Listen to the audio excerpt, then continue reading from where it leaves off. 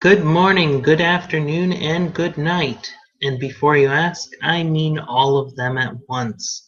This is Tim Whitman with the Palantir Podcast, the broadcasting arm of GHG Palantir, a completely online Tolkien discussion group, a branch of the Grey Havens Group, Inc., a nonprofit out of Colorado promoting literacy, imagination, community, and inclusion. You can find us on Facebook or greyhavensgroup.com. Tolkien discussion is a topic that's very near and dear to my heart. When you read Tolkien's works, particularly The Lord of the Rings, The Hobbit, and The Silmarillion, oftentimes it can be a transcendental experience for someone. It can be an amazing experience of awe and wonder. And you're wrapped up in a world that is so believable and so little removed from our primary world through Tolkien's subcreation. But when you read it, and you read it multiple times, it can often lose its flavor. And yet at the same time, we still read it.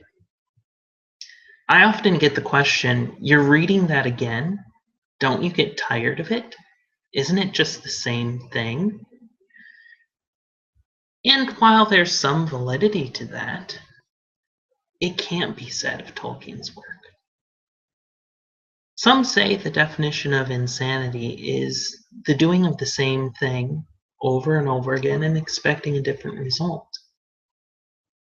Well, rereading Tolkien's works, rereading any book for that matter, it may seem like we're trying to recapture the first reading and the magic of that first discovery and the well of emotions upon the awesomeness of what we found. But we can never really truly have that first experience. So why do we keep returning? Why do we keep discussing Tolkien's work? Why does it hold such power even after we've read it 10, 20, however many times throughout our life?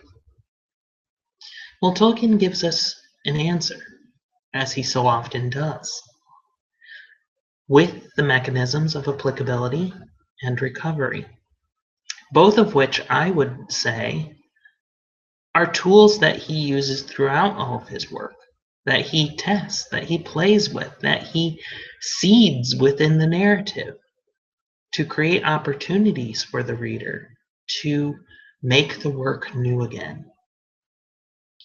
Now, Tolkien defines the idea of applicability in the foreword of The Lord of the Rings, where he says that he does not like applicability, the famous line.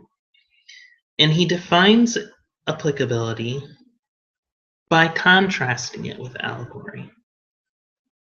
The one resides with the freedom of the reader, which is applicability, and the other with the purpose domination of the author, which is allegory. What does this mean?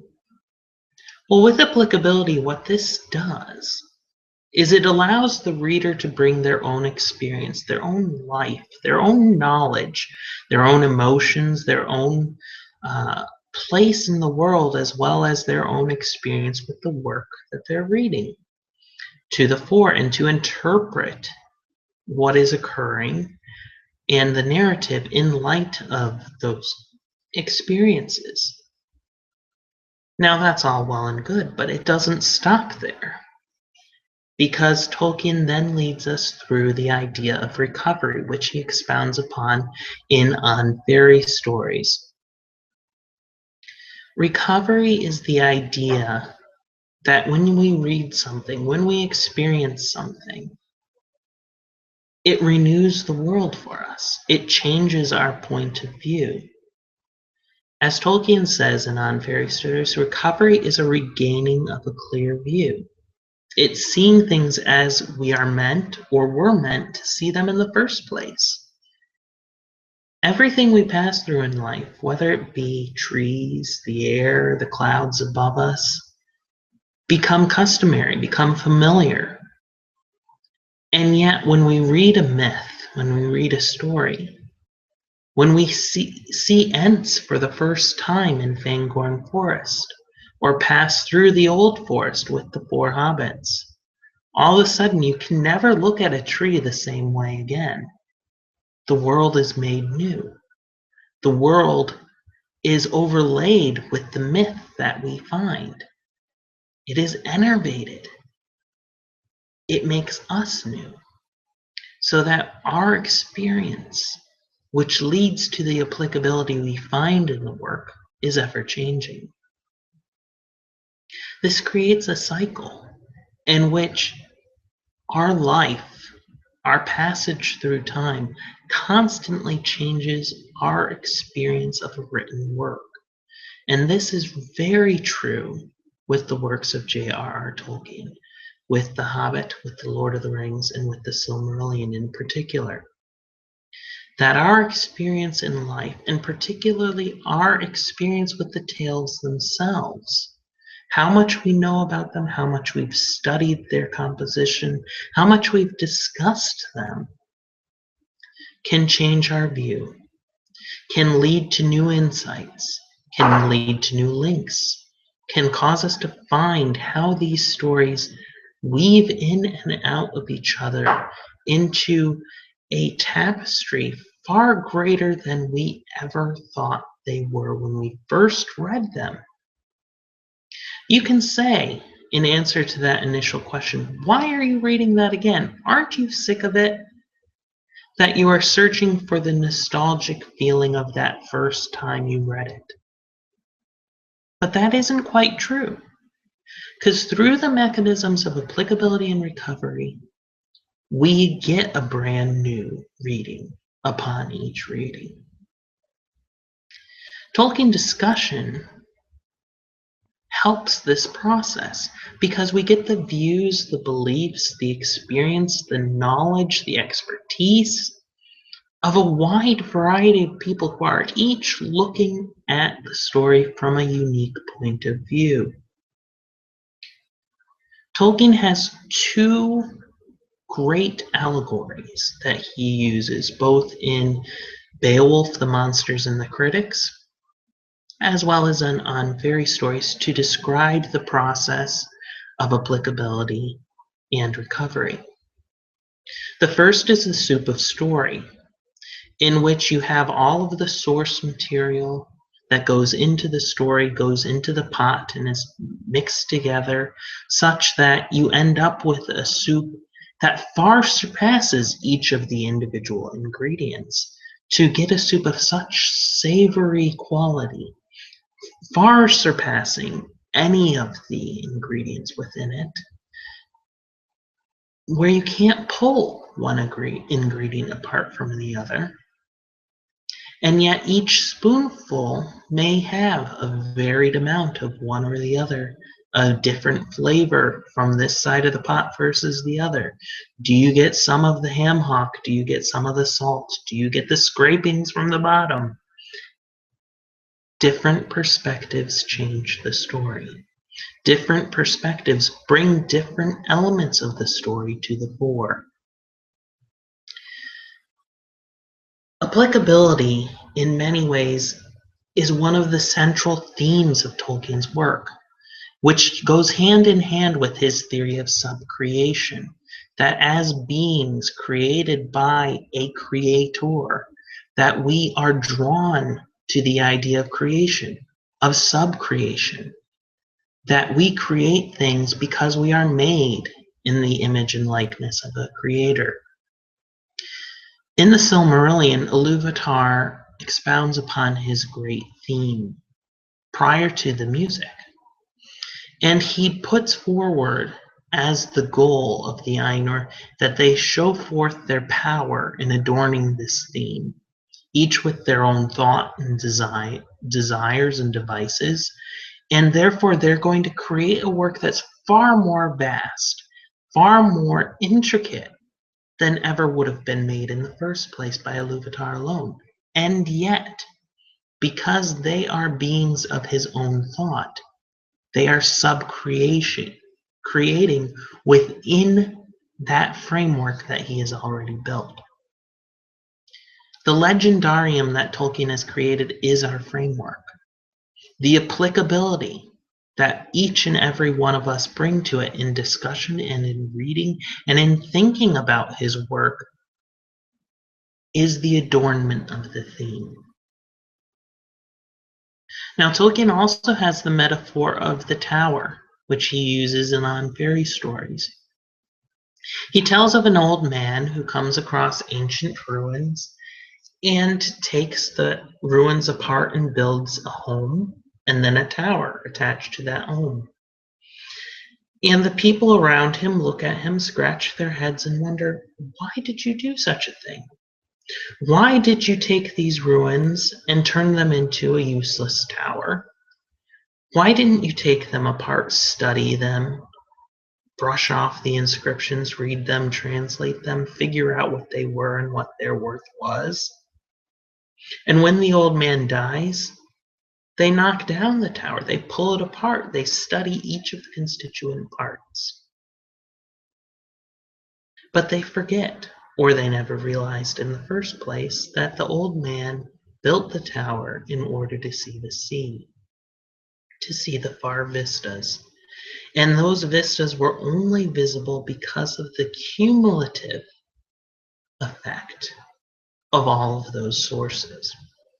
Now, not only is this story a story about applicability and the way in which we can see many vistas, but it's also a warning to us to make sure that we're careful when we read, that we don't try to pull apart the story, that we treat it, as Tolkien says in the foreword to The Lord of the Rings, as a history, true or feigned, that we take him at his word, that we see the events and interpret them from within themselves, not only using applicability from our life, but also taking applicability from the work itself.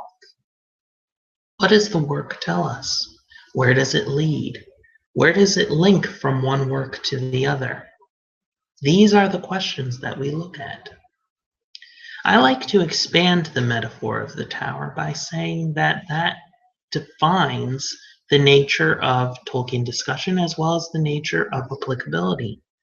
That each of us in our journey through life are climbing a spiral tower.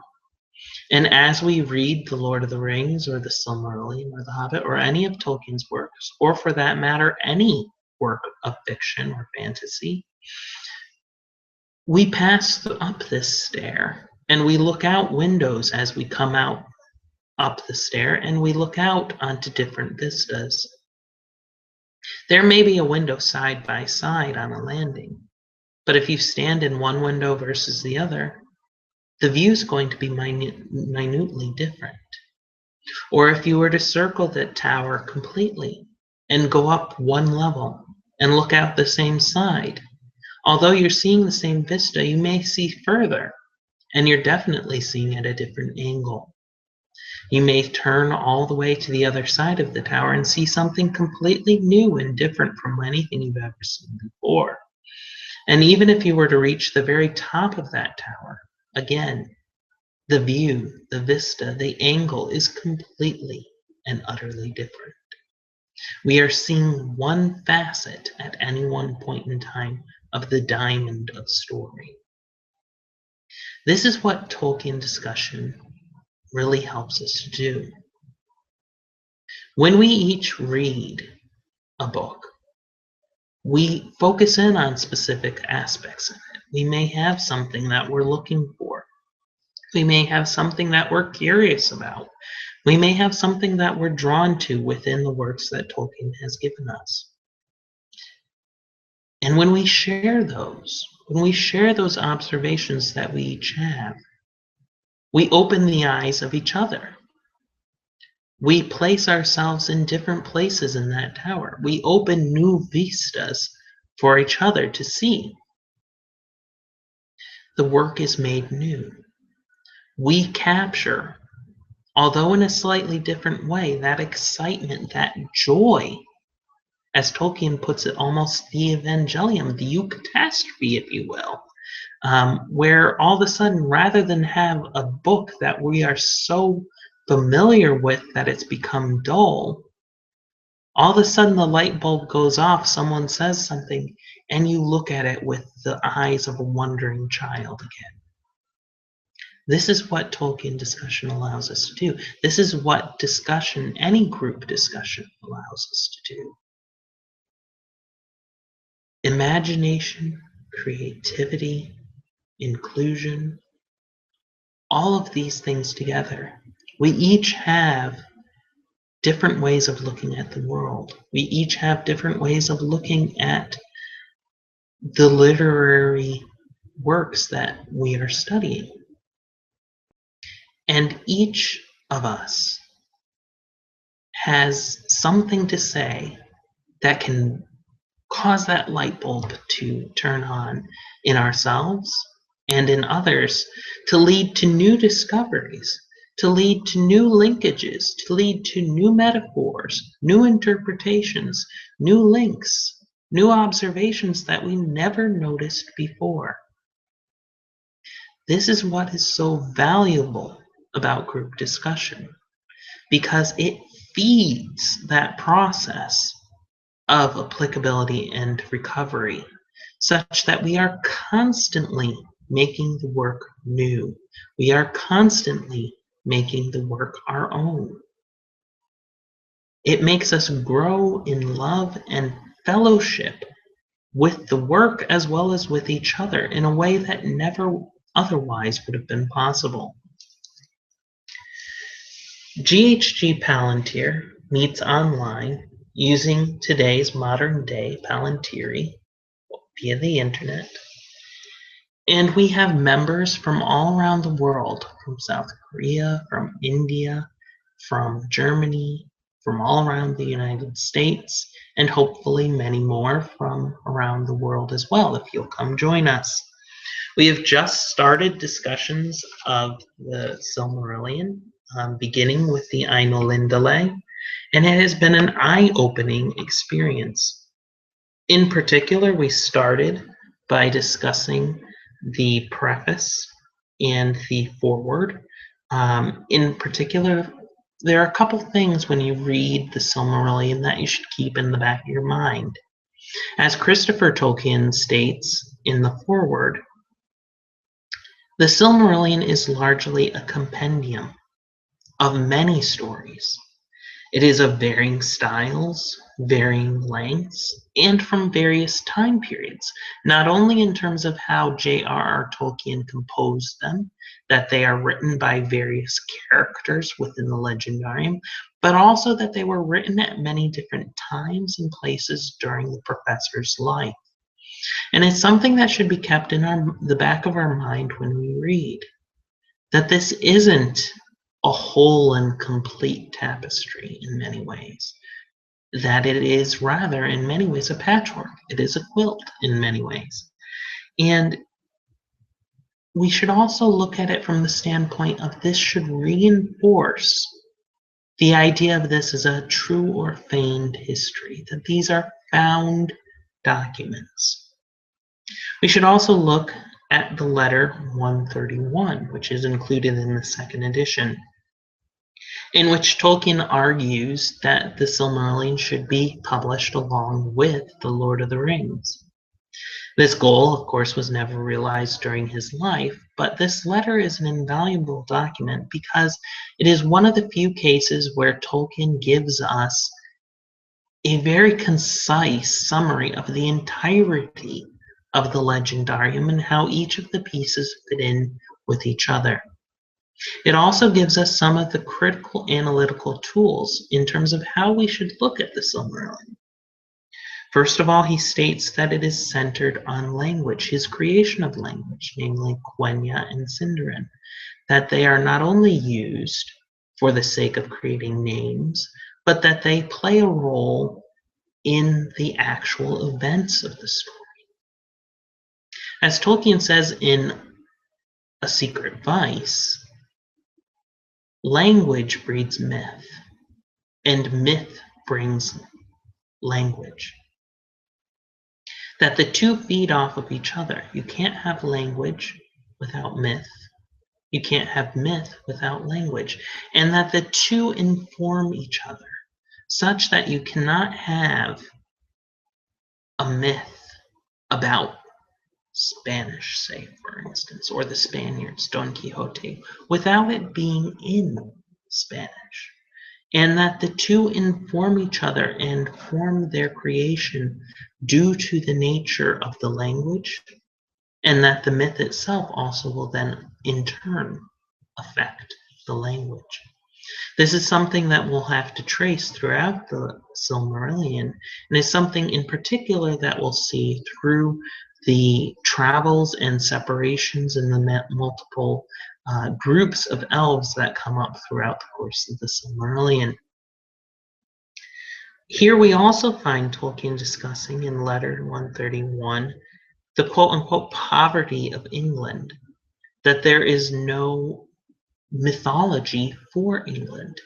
And by this, he doesn't necessarily mean a mythology that is of the English peoples, or even of the land of England, but rather simply of the language, English, and the development of that language of English. Tolkien was a philologist. He was very interested in the development and the origins of language. So we see this in particular in The Lord of the Rings. It's very evident if you look at the hobbits versus the elves versus, in particular, the Rohirrim and their mode of speech. We can start to see elements of the English language that are ingrained into the nature of the story. And that is also ingrained into the nature of the legendarium. And it's something that you should pay keen attention to, is how does Tolkien use the English language in a way that is specific to the tale? What does his use of a specific word, particularly when he uses rarer words or archaic forms of grammar, what is he trying to get across? These are all things which should be kept in the back of our minds as interpretive tools, as keys to how Tolkien himself was approaching the Silmarillion. We began, of course, with what I feel is one of Tolkien's greatest works. And in our meeting today, I actually described as the bedrock on which the foundation of all of his mythology is built, the Ainulindale, the music of the Ainur. This work is full of theological, philosophical, and all sorts of symbolic meaning for the remainder of the work. It is also a work which we'll have to return to again and again when we are looking for the origins and the nature of the conflict between the Valar, as well as the conflict between Melkor, Morgoth, and the elves. Because we find out more about the nature of the world, more about its underpinnings, and the philosophical intent behind the action in the Ainulindale than we do almost anywhere else. And this is true also when we look at the Ainulindale in light of the Lord of the Rings. There's a lot to be mined here, and because of this, we will ultimately end up being discussing the Ainulindale for multiple sessions. One of the interesting questions to come out of our discussion today was the nature of Melkor. Why is he different? Why does he ultimately turn? Why does he rebel and seek his own power? We talked in part about the idea of each of the Valar, each of the Ainur, being a facet, an avatar of Iluvatar's existence. They each are born of the thought of Iluvatar, and each are given different gifts and different skills. Melkor is given a great deal of power. He is described as one of the most powerful and most gifted of the Ainur. Now you can wonder, a being that's created from the beginning with such great power, with such great strength, does that change the being? Is Melkor in part corrupted just because of being born, if you will, privileged? That's one way to look at it. You can also look at it from the point of view that Melkor is but a part of Iluvatar's thought, a part of the abilities of Iluvatar. And that just as you can look at the genome in DNA sequencing and not fully understand the effect of leaving out a specific gene, while it may heal one thing, its absence may cause something else to appear. Same is also true to some degree, or could be true, of Melkor. Is it the fact that he is given certain skills with fire, with heats and colds, that aren't tempered by some other aspect, the cause of his own fall? We don't really have an answer one way or the other. But he's also an interesting study in Tolkien's ideas about magic and about power. In the letter, Tolkien describes magic in letter 131 as being an art in which the capabilities of creation are freed of their limits, essentially. And that in its proper form, it is art, it is creative, it is sub-creative, as opposed to its abuse when it becomes power, when it is used for domination, when it is used for the purposeful marring or bending of another thing to your own will. And that's illustrated in what we see with Melkor here in the Ainulindale. Now, another thing that we looked at in quite a bit of depth is one of the central themes of the music of the Ainur, which is the music itself. That it is primarily an oral and auditory mode of creation. We even went so far as to question that up until the moment of the vision that Iluvatar shows them of the world as created by their music, is there even such a thing as sight? Because Tolkien describes the moment of the vision as if the vision itself is a brand new perception, a brand new occurrence that has happened. And so Iluvatar says, "Behold your music." And he showed to them a vision, giving to them sight, where before was only hearing. Tolkien often leaves these cases where you can read a statement one of two ways, or even more than that. Do we read this line, "giving to them sight where before there was only hearing," as a statement that there was no vision before, that it was only the music?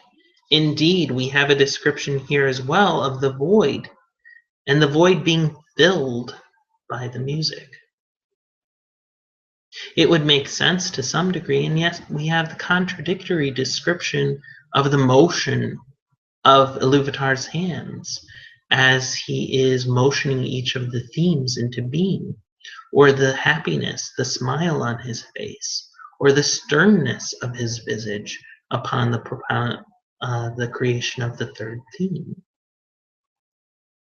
How do we read this?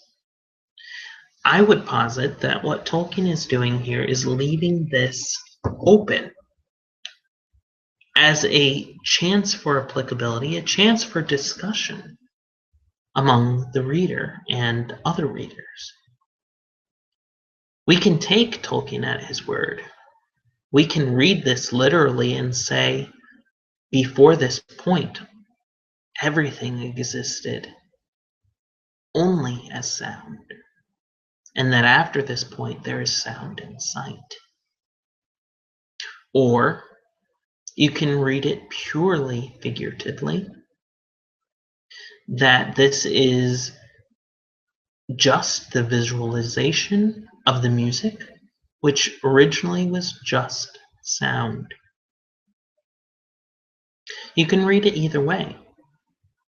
And to a large degree, either way works, because the Ainulindale in many ways is the most abstract piece of work that Tolkien ever wrote.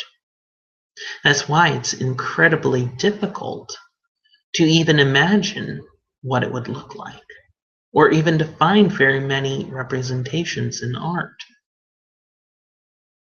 Same is also true when contemplating the void. What is the void? To even start contemplating the void is to give it substance and therefore negate its own character as the void. These are all the sort of conversations that we have. And I hope next time that we meet, you will join us again. We will continue our discussion of the Ainulindale.